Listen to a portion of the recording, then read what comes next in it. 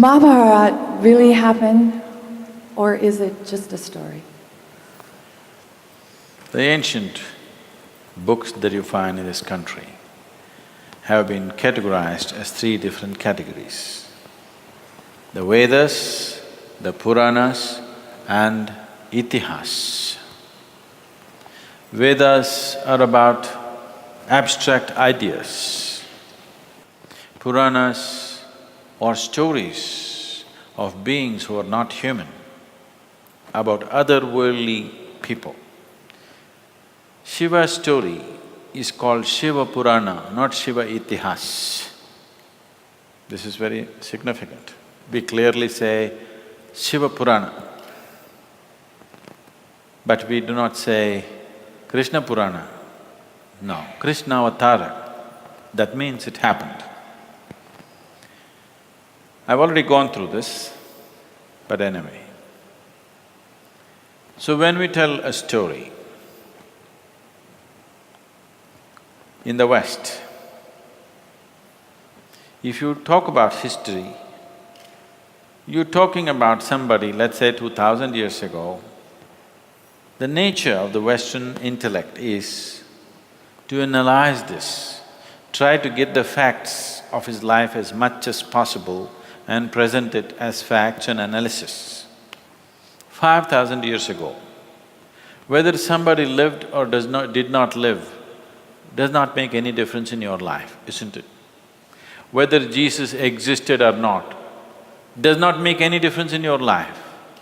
Whether that dimension or that quality we refer to as Jesus exists in your life or not is what makes the difference, isn't it? So, when history is written in this country, it is written in such a way that it will always be relevant for people. The story or the events did happen, but it is said in such a way that it is not simply a factual analysis, but a live process where even after 1,000 years, if human beings read this story, it still means something to them because it is written in that context. Because his story is not important for me, my story is important for me in this life. And I want to enrich my story with his story. I don't want to burden myself with his story. History is a burden, isn't it? See, there are many historical facts in Europe. You come from Europe or America? Huh? America.